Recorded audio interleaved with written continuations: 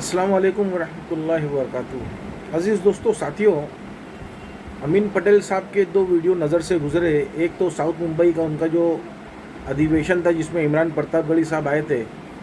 बड़ा ताज्जुब होता है अमीन पटेल साहब की स्पीच सुन के कि हमारे चौथी दफ़ा के आमदार हैं और किससे कहानियाँ सुना रहे हैं। वो बोले शेर जा रहा था, उसके बच्चों को भूख लगी, फिर वापस अपनी गुफा के अंदर आया तो देखा बकरी उसके बच्चों को दूध पिला रही है। शेर शिकार करने गया, बच्चे लोग बीच में आ गए, एहसान किया, कंधे पे बकरी को बैठाया।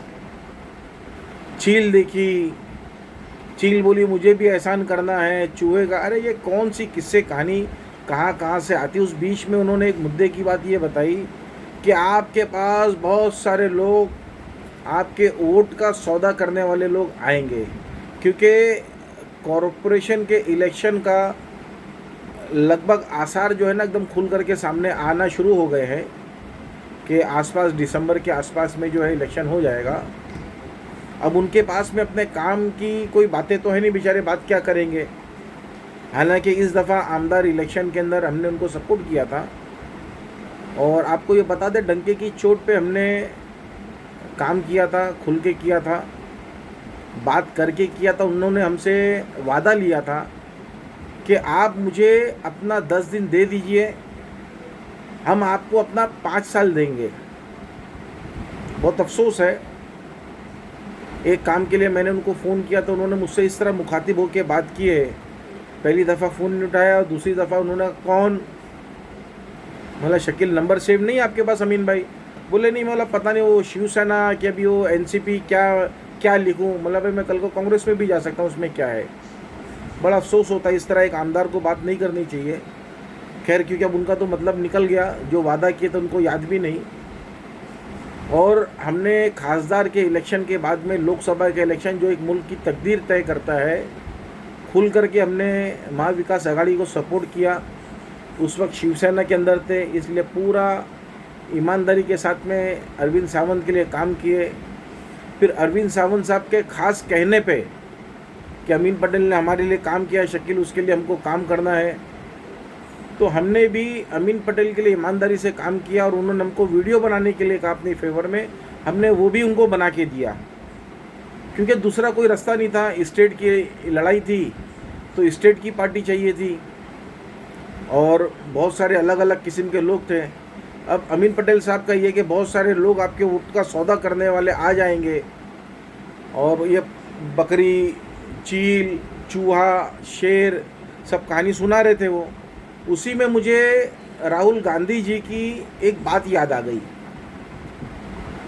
जो उन्होंने अपने कांग्रेस पार्टी में कुछ छुपे हुए लोगों के लिए उन्होंने कहा कि हमारे पार्टी के अंदर भी ऐसे लोग हैं जो दूसरी पार्टी के लिए काम करते हैं। बोले मैं उनको डायरेक्ट आवाज़ दे के कह रहा हूँ कि या तो खुद चले जाएं यहाँ से या तो उनको निकाल के बाहर फेंक दिया जाएगा। वो अमीन पटेल साहब समझ लें वो उन्होंने किसके लिए कहा। आपकी पार्टी में कौन कौन ये लोग हैं, मैं किसी को तो जानता नहीं भाई, क्योंकि कांग्रेस का मामला, मैं क्या बोलूँगा किसी पार्टी के अंदर की बात। खैर, और उन्होंने कम्मो जाफ़र स्कूल के ऊपर एक बहुत ही नाज़ेबा हरकत कर दी। असेंबली के अंदर एक बच्ची के बारे में, 7-8 साल की बच्ची, 7वीं 8वीं में, या शायद वो 7वीं 8वीं बोलने जा रहे होंगे, उनके मुंह से 7-8 साल की बच्ची निकल गया होगा। खैर जो भी है, और उन्होंने गैर जिम्मेदाराना तरीके से एक स्कूल को एक शक के कटघरे में डाल दिया। जिनके बच्चे, जिनकी बच्चियां जो स्कूल में जा रही हैं उनको डरा दिया। अब असेंबली के अंदर आप इतनी बड़ी बात करते हैं, जबकि उसके ज़िम्मेदारों ने, शुएब खतीब साहब काफ़ी मेहनत कर रहे हैं आजकल, उन्होंने वीडियो भी बनाया है, स्कूल में जाके बताया भी, गली न्यूज़ के अंदर भी आ गया कि भाई 28 कैमरे लगे हैं। फिर क्यों कहा उन्होंने? माफ़ कीजिएगा अमीन पटेल साहब, हमारी नज़र में, मैं आम पब्लिक को कहता हूँ, एक एक गली वाले को कहता हूँ, दावे के साथ कहता हूँ, अपनी गली का खुद मुहासबा करिए।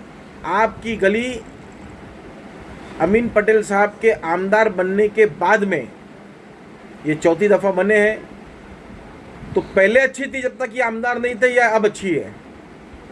कितनी इलीगल बिल्डिंग, पार्किंग, कितने गैर कानूनी काम, एमएलए साहब के कितने काम हैं, और कांग्रेस के कॉरपोरेटर्स ने कितने काम किए हैं। उन्होंने मराठी मुद्दा उठाने की कोशिश की, मराठी में बात की कि हम तुमसे अच्छी मराठी बोल लेते हैं, फिर बाद में हिंदी में बोलने लगे। और आप ही के इलाके के अंदर जब एक बंदा के माहौल ख़राब करता है तो आप उसके ऊपर एफआईआर करने भी स्टेशन में नहीं जाते हैं। ताज्जुब है आपके ऊपर। आपके किसी कॉरपोरेटर के अंदर कोई कारकर्दगी नहीं दिखा सकता कि मेरा इलाका ये है जो मेरे कॉरपोरेशन में आने के बाद में मैंने अपने इलाके को तरक्की दी, क्योंकि आपके पास काम नहीं है बताने के लिए कि मैंने यही अच्छे अच्छे काम किया। सबिल लगा लेना रोड पे, इंक्रोचमेंट करके रोड के ऊपर बोर्ड लगा देना दरगाहों के नाम पे, ये काम नहीं है। हाँ, आपका काम एसबीयूटी प्रोजेक्ट जो बोरी मोहल्ले में चल रहा है, एसबीयूटी वाले ये बोल सकते हैं कि अमीन पटेल साहब ने हमारे लिए बेइंतहा काम किया है। वहाँ पे भी एक मस्जिद है, मुसाफिर खाना मस्जिद, पाकमोडिया स्ट्रीट में, जिसमें आपने हाउस में कहा था कि वो बिल्डिंग रिपेयर मांगती है, ये वक्फ की प्रॉपर्टी है, वो भी ऐसी की तैसी पड़ी हुई है। रिपेयर क्यों नहीं हो रही है? मस्जिद वालों ने रिपेयर का पैसा भी भर दिया। क्या जिम्मेदारी आपकी? आपकी कुछ जिम्मेदारी तो तय होना चाहिए। पहले जब आपके साथ में शिवसेना मर्ज नहीं थी, आपके साथ में मिलके इलेक्शन नहीं लड़ रही थी, तो आप मुसलमानों को उन्हीं के नाम से डराते थे। आज आपके साथ में मिल गई है तो शिवसेना बहुत अच्छी है। हमने तो भाई उनके साथ में 17 साल निकाला है, हमारा तो तजुर्बा बहुत अच्छा है, हम शिकायत नहीं करते। हम तो पर्सनल रीज़न से हमने पार्टी से इस्तीफा दिया। आम पब्लिक ये समझ लें कि किसी के बहकावे में नहीं आए, काम देखें। आपका इलाका, आपका मोहल्ला तबाह व बर्बाद हो गया है। आप उसको मज़हब के नाम पे, हिंदू मुस्लिम के नाम पे कब तक वोट दोगे? एक शेर पढ़ के मैं बात अपनी ख़त्म करता हूँ। प्यास लगी थी गज़ब की, प्यास लगी थी गज़ब की, मगर पानी में जहर था, मगर पानी में जहर था। पीते तो मर जाते, ना पीते तो भी मर जाते। यही हाल आपका और हमारा है। हर इलेक्शन के टाइम में हमारे साथ में इसी तरह खेला जाता है। समझ लीजिए आप लोग। बाकी